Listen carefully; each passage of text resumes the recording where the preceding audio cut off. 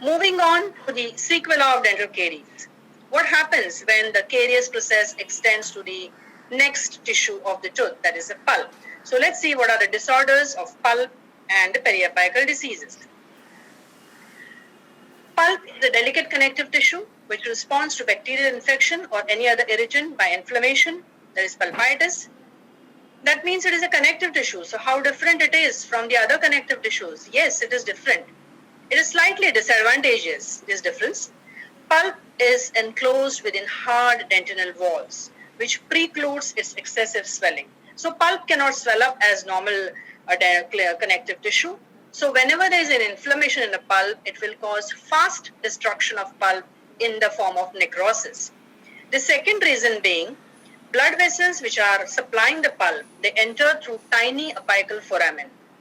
So these blood vessels, when they get thrombosed, when they get compressed by the inflammatory exudate in the pulp, pulp dies and there is no collateral circulation. So hard-bound dentinal walls, tiny apical foramen and no collateral circulation are things which are going against pulp in case of pulpitis. Etiology of pulpal diseases. Most commonly it occurs as a sequela of dental caries. Sometimes bacteria can be there in the blood-borne bacteria. They can be there, they can accumulate at sites of inflammation, especially the periapical inflammation or the periodontal inflammation, that can cause anachorotic pulpitis, but mostly pulpitis occurs as a sequela of dental caries. However, pulp can undergo death because of certain physical reasons such as blow during fight or sports, pathological wear such as adhesion, abrasion, erosion, cracked tooth syndrome. Some of the iatrogenic procedures can also cause irritation to the pulp. Heat from the cavity preparation without coolant, irritating medicaments which are applied close to the pulp can also result in pulpitis. Pulpal diseases are classified actually as pulpitis, pulp necrosis, pulp degeneration, but most of the times what we consider is as pulpitis, which will be focal or total, acute or chronic, open or closed. What is open and closed? Depending upon whether the pulp, involved pulp, it has communication with the oral environment, it is classified as open pulpitis. When there is no communication, it is called as closed pulpitis. So how does this pulpitis start? It starts with focal reversible pulpitis, also called as pulp hyperemia. Reversible, that means the condition can be reversed. Okay? Patients generally complain of sensitivity to cold. What is more important is removal of stain, stimulus, pain disappears, which does not happen when it goes to the acute pulpitis stage. So in acute pulpitis, there is severe lancinating type of pain, especially on taking hot drinks and in lying down position. Patient complains of a low pain reaction threshold that is seen, of course, on the electric pulp vitality tester. And the pain of acute pulpitis is poorly localized. What do you mean by that? The patient may not be able to tell you that this particular tooth is paining. Patient may show you an area which is paining, or patient may also tell that the pain is referred to the other jaw. Why this is happening? The pain of pulpitis is poorly localized because pulp is not represented individually in the cerebral cortex. This is how you distinguish pulpal pain from periodontal pain. In case of periapical or periodontal pain, the patient will be able to localize, you also will be able to know which tooth is paining. However, pain of pulpitis is poorly localized. Chronic pulpitis, all the signs and symptoms are less. There is a mild dull ache. A special form of chronic pulpitis is chronic open hyperplastic pulpitis, which is also called as pulp polyp, as you can see here.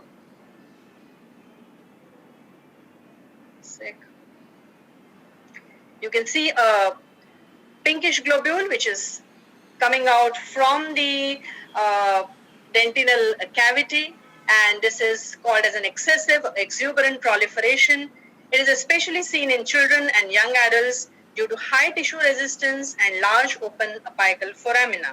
Children have teeth which have got open apices, so there's a lot of vascular supply to the pulp. and they have a high tissue resistance. So pulp, instead of dying, it proliferates out and it comes out as a polyp. This pulp polyp should be clinically distinguished from gingival or gum polyp. You should see where the origin is, because gingival polyp or gum polyp also comes into a carious open cavity from the proximal area. So gum polyp has to be distinguished from pulp polyp by knowing its origin. After pulpitis, the infection will definitely spread only in one direction. Once the pulp is infected, the infection cannot come out. It will spread only in one direction through the root canal into the periapical lesion, causing apical periodontitis. The other periapical lesions can be periapical abscess, which can be acute or chronic. Sometimes it can get localized, and it can cause a periapical granuloma, which can also lead to a periodontal cyst, periapical cyst. This particular infection from the periapical region may travel to the bone, leading to osteomyelitis, or it may travel through the tissue spaces, causing cellulitis or facial abscess. So then we come to the diseases of periapical region. The 4 important diseases that you remember are acute apical periodontitis, periapical granuloma, periapical cyst, and periapical abscess. Periapical granuloma is a localized mass of granulation tissue consisting of proliferating fibroblasts, endothelial cells, blood capillaries with chronic inflammatory cells. Periapical cyst, I will not be talking because Dr. Pallister madam has already explained to you in detail about that. Radicular cyst, or also called as infected dental cyst, it's a true cyst lined by epithelium derived from cellulus of Malassez. The third lesion is periapical abscess, also called as dentoalveolar abscess. It's an acute or a chronic suppurative process. Patient will complain that the tooth is extremely painful. There can be a slight extrusion from this socket. On radiograph, all these are seen as radiolucencies around the apex of the tooth. But what is peculiar about a granuloma and a cyst is usually that it is surrounded by a sclerotic, well-corticated border, whereas an abscess is a hazy radiolucency. Many times in the beginning, when the abscess is actually forming, because of the rapidity of its process, there is no radiographic evidence of its presence. Later on, it is seen as a hazy radiolucency. So even from a radiograph, you should be able to, say whether it is a granuloma, cyst, or an abscess. Next important lesion here in this periapical diseases, of course, is osteomyelitis, which is inflammation of bone and bone marrow. Commonly occurs as a complication of dental infection, but it is also seen in trauma, accidents, gunshot wounds, radiation damage, or due to certain systemic diseases. Histopathological picture is showing you a dead bone. It is called a sequestrum, and that bone will show you empty lacunae and a very irregular border. And these you can actually in the scalloped margins of this dead bone, you can see multinucleated giant cells, which are osteoclasts, and an inflammatory infiltrate in the marrow. So how does this osteomyelitis occur? It is because it is, of course, bacterial in origin. However, the main reason for osteomyelitis is ischemic necrosis. That means whatever blood vessels are present in the marrow spaces, they get thrombosed, they get compressed by the inflammatory exudate, and that leads to death of the bone. So ischemic necrosis is the important pathogenesis point from pathogenesis point of view for osteomyelitis. Osteomyelitis is classified as bacterial, chemical, and osteoradionecrosis. Bacterial can be acute and chronic. It can be acute specific or acute non-specific. Chronic osteomyelitis, which we normally see, it can be due to certain diseases such as tuberculosis, syphilis, which is syphilitic gamma is osteomyelitis, or it can also occur because of actinomycosis. The osteomyelitis resulting from dental infection is chronic non-specific. When it is focal, it is called as condensing osteitis. When it is diffuse, it is chronic diffuse sclerosing osteomyelitis. A special type of chronic osteomyelitis is Gary's osteomyelitis, which we should know in detail. There are certain chemical causes, yellow phosphorus, mercury, bismuth, arsenic poisoning, and as you already know, Osteoradionecrosis, because of radiation therapy, the bone dies, or because of bisphosphonate treatment, what occurs is osteoradionecrosis. Gary's osteomyelitis, again, the important terminology which you must know is chronic osteomyelitis with proliferative periostitis. This is generally seen with a mandibular first molar or second molar tooth with a long-standing infection, dentocarious, where the infection is spread to the bone, and that leads to thickening of the periosteum and peripheral reactive bone formation.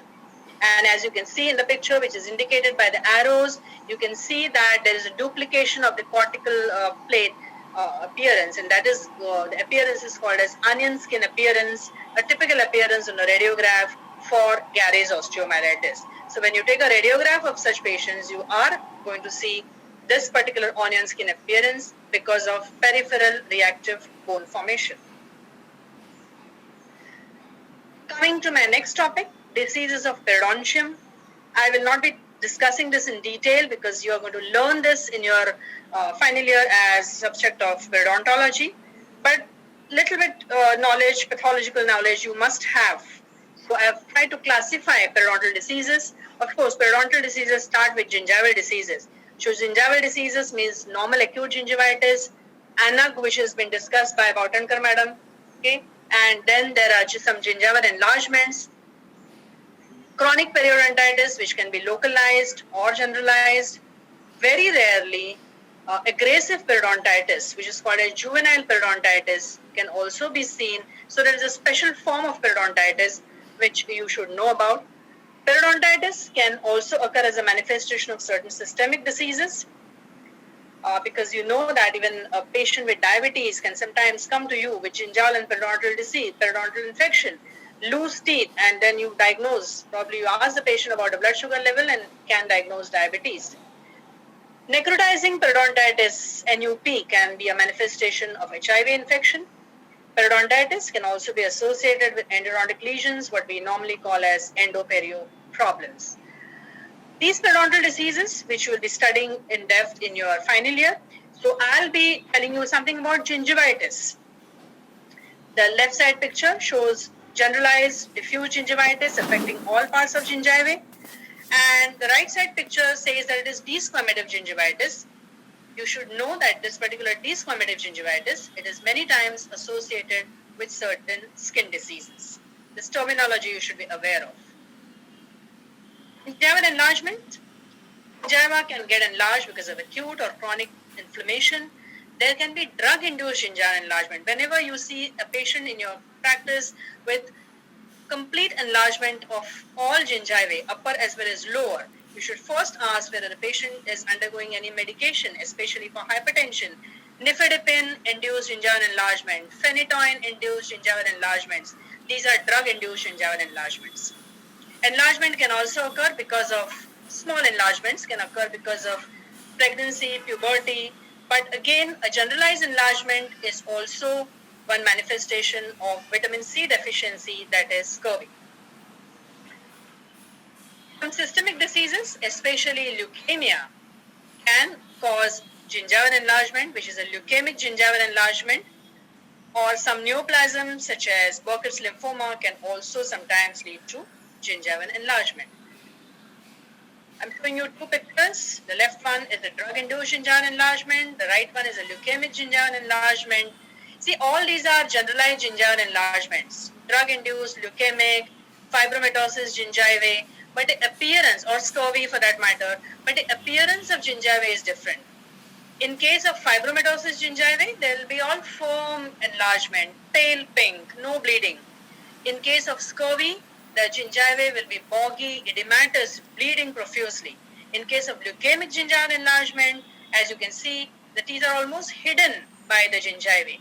This is paler or cyanotic gingiva, but it can also bleed on provocation.